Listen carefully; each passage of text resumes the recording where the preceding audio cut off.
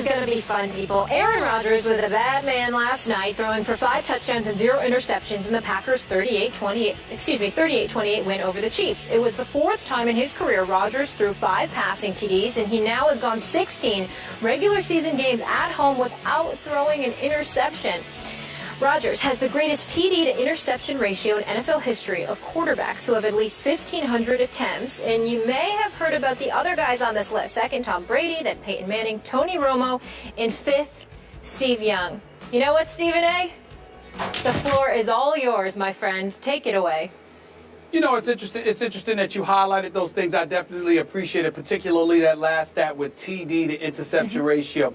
I have to listen to my compatriot across that table, whether it's via satellite or sitting right across from him in studio on far too many occasions, listening to his drivel about how Aaron Rodgers is not that bad of a man, how he talks about Tom Brady. It's so disgusting, so nauseating, so insulting, so disrespectful.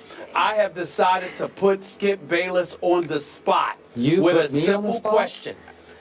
I believe that Aaron Rodgers will go down, when all is said and done, he will go down as the greatest quarterback in history. Talent-wise. In history? I believe talent-wise. Talent-wise. Certainly not yardage with Peyton Manning, the great fathers of the world, even Tom Brady, people like that. But talent-wise, I believe right now Aaron Rodgers is the best quarterback I have ever seen. With that in mind, Skip, I have a simple question for you. Give me 5. You don't even have, I'm not even talking about the present. I will give you history. The history of the National Football League. Give me 5 quarterbacks right now who you believe is better than Aaron Rodgers talent-wise in history. Okay. I dare you. The floor is yours. We got to define this question, because you threw in the little tricky caveat there about talent-wise. Is it not production? When we talk about quarterback play, isn't it what you did when it really mattered the most? Isn't that how we would define quarterback greatness? Or are we just doing eye test talent? Skip, you can define, all I'm saying to you is this. You can define it anywhere you want, devoid of championships, because Dan Marino never won one, and we all know he's one of the greatest ever.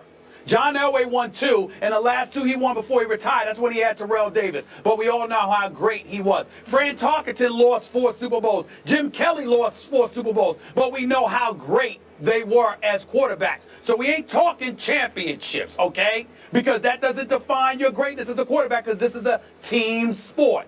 I'm asking you, omit that category. The floor is yours. Give me 5 quarterbacks in the history of football better than that man, Aaron Rodgers. Here we go. Okay, so I need to remind our viewers up front, just for the record, that the baddest man, says Stephen A., Aaron Rodgers, is 6-5 in the postseason. 6-5.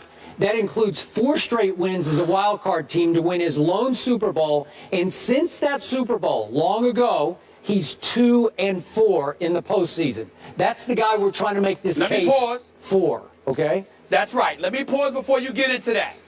Tom Brady went the last 10 years without a Super Bowl until how many AFC championship games did he get to? Yeah, and he got to the 2 Super Bowls. Okay. Keep going. So right now, just to stay current, obviously I'll take Tom Brady any day of the week, especially on Sunday, over Aaron Rodgers, because Tom Brady is 21-8 in the postseason, and he has 4 rings, 4 Super Bowl rings, and Bill Belichick should drop down on his knees and thank God every night that Tom Brady fell into his lap in 2001. Next on my list is obviously the greatest quarterback ever right now, Joe Montana. That's probably going to be eclipsed by the great Tom Brady. But Joe Montana has 4 Super Bowl rings with a 16-7 postseason record. And if you want to talk about tap dancing in the pocket, you want to talk about beautiful ballet feet, this man had them, Joe Montana, and had a whip of an arm right there with Aaron Rodgers, to me, to my eye test sight. Now, number 3 on my list is the great John Elway, who has 2 Super Bowl rings and a 14-7 postseason record. And you don't remember this because it was before your time. John Elway could flat out fly out of the pocket. He was a sensational early career athlete who learned that it's probably best to stay in the pocket, and later in his career to hand off to your guy TD, right? Terrell Davis, because that's how you win Super Bowls, and he won 2 that probably could have been 3 if he'd come back for 1 more year. But I'll take him over Aaron Rodgers. And then number 4 on my list is a guy who could run rings around Aaron Rodgers, those great feet of his. Roger Staubach. As clutch a quarterback as I've ever seen. If I have one game for my life, I want Roger Staubach to start that game. They called him Roger Dodger because he could just escape and run and take off and sprint down the field. He had RG3 in him early in his career until he learned you probably can't survive that way in the NFL. Roger Staubach has 2 rings and an 11-6 playoff record. So now that's 4. And then the 5th guy on my list is this guy that you always disparage on this show named Brett Favre. Do you remember him early in his career? What a stud athlete he was. Could he not make people miss in the pocket? Could he not run down the football field in ways that Aaron Rodgers never thought about running? Brett Favre had the strongest arm in pro football early on. Brett Favre won 3 straight MVPs. Brett Favre did win only 1 Super Bowl, but at least he's 13-11 in the playoffs, which I think is a little better than 6-5 that Aaron Rodgers has right now. Maybe someday Aaron will get to 13-11 because that's the track he's on. But I'll just throw in Brett Favre because you're talking about talent, pure talent. Nobody had a cannon like Brett Favre's for the first 6 or 8 years of his career. So I just gave you 5 off the top of my head. I didn't even throw Marino in there. But if you just want to do eye test, just pure arm talent, nobody had more arm talent than Dan Marino did, including Aaron Rodgers. So I don't even know what you're talking about. I'm embarrassed we're doing this question. Thank you very much. Well, you should be embarrassed. You should be embarrassed, but not over the question. You should be embarrassed by your ridiculous, asinine comments that you just made, so disrespectful towards the greatness of Aaron Rodgers. Let's go down the list, Skip Bayless. Let's keep in mind that coming into this season, his career stats, Skip, his career passer rating of 106 is number 1. That's number 1. You look at his completion percentage. Yes, it is. Oh, well, I do. I'm sorry, you don't get to speak for me. Zip it. You had your moment. Zip it. I'm talking. Chicka. That's right. Point number 2, completion percentage. Career, 65.8%. Wow. The touchdown rate is 6.5%. Wow. His interception rate at 1.6%, Skip Bayless. I mean, you talk yards per attempt. Number 3 all time at 8.2. Now, let's look at this. Let's go down your list. Because we ain't going to even bring up Tom Brady because we know you and I ain't going to agree there, okay? We ain't going to agree there at all. So That's fine. Let's go down your list here. He doesn't count.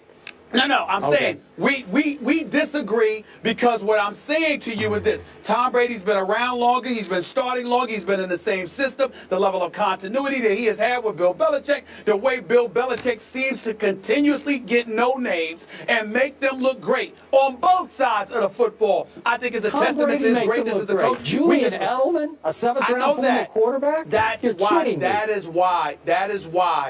is exactly why you and I disagree right there. That's why I say I ain't going to get it to him, because I said on both sides of the ball, Bill Belichick is the man. You can sit there and say what you want, but you're going to sit there and give Brady all the credit. That's fine. We've argued about that enough. Let's get something fresh. We got Montana here. Ooh, I got to admit, the 4 Super Bowl rings can't be denied. His greatness. Joe Cool, okay, under pressure. I get all of that. So I can sit there and debate it with you, but I can tell you, even though Joe Montana could scramble, I never saw him throw a football the way that Aaron Rodgers threw a football. But that's fair because he's Joe Montana. All right, so I'm going to concede that you might have a point there. Not Brady, but Montana. But here's where you make me laugh. Elway wasn't as great as he was, and no disrespect to Elway, as great as he was, even you were willing to admit that we didn't see the Super Bowls until Terrell Davis arrived. Not to mention the fact that whether it was because he was throwing too hard, acting like he was playing outfield for the New York Yankees instead of quarterback for the Denver Broncos, there were some times when John Elway, this completion percentage wasn't that high, where receivers may have been dropping his passes, and there were times he didn't produce. Okay? So now let's get to He got 2 other teams to Super Bowls, okay? Just for the record. He got 2 bad teams to Super Bowls and got blown out. Go ahead. That's fair. All right. That's fair. He got annihilated. I guess he got annihilated, especially by the Redskins. But that's fine. That's fine. But then I'm looking at Roger Staubach. Okay, he was a champion. Miss the Navy. Love him. Love his service to our country. Great man. Is a phenomenal businessman since he stepped away from the game. But here's the thing about Roger Staubach.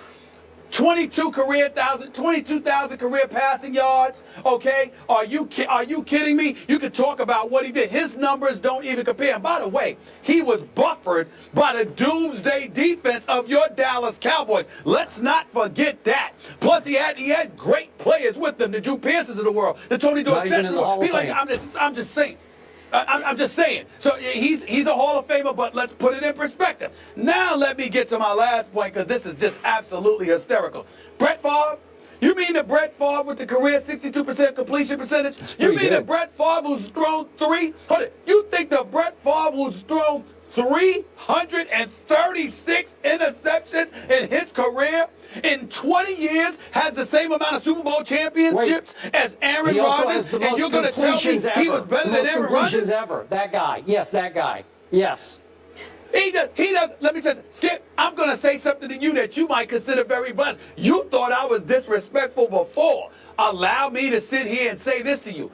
I'll give Brett Favre all the credit in the world for being the Iron Man that he is with those consecutive games played. He certainly had big moments. He was a gunslinger and made big plays. He made big mistakes, too.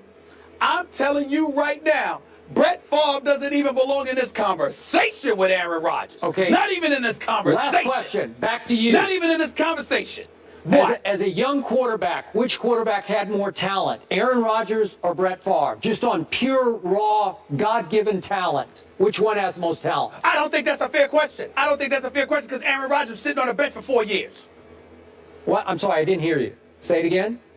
Aaron Rodgers was sitting on the bench for about 3 or 4 years. Okay, but so what I'm saying to you is his first year starting, just as a young player, who had the most talent? No, his first year starting, there was nothing that he did was comparable to Brett Favre. Second year and on, yes, it was. Brett Favre, more talented than Aaron Rodgers as a younger player. Nope. Yes. You just said it first. If you're going to take Aaron Rodgers' first year, if you're going to take Aaron Rodgers' first year, after that, yeah. At a comparable age, at whatever, 28 years of age. More talent, Brett Favre. Yes. You just don't remember. You're too young. Brett Favre could never throw the ball like this dude. Yes, he could. Oh, I'm not too young. You talking about too young. You're too young. I'm in college when Brett Favre was playing. We have to go to break. We have to go to break. Stephen A., I appreciate you coming up with this question. This was tremendous. We could do a whole show on this. Just to recap, Skip's 5 quarterbacks better than Rodgers in history: Brady, Montana, Elway, Staubach, and Favre. We asked you guys earlier, we wanted you to weigh in, if Aaron Rodgers is the best quarterback in the NFL, using the hashtag best NFL passer. And here are the results. 65% say yes, agreeing with Stephen A. Skip Lakes is back against the wall like the Patriots anyway. 35% saying no. Up next.